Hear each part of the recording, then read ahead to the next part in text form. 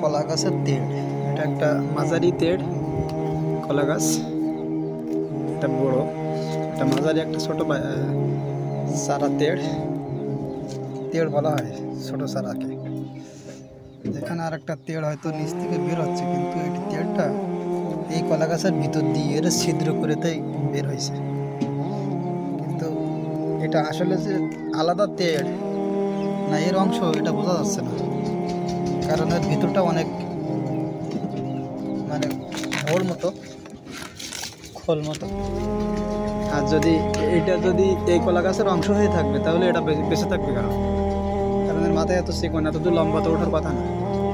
নিশ্চিত এটা তেড় হবে, যে কারণে এর ছাড়াই দেওয়া হবে। এই যে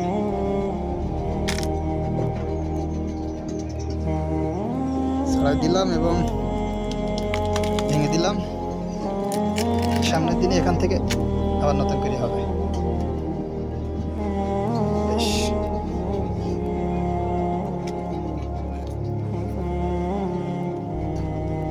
শেষ করে বলছি প্রায়।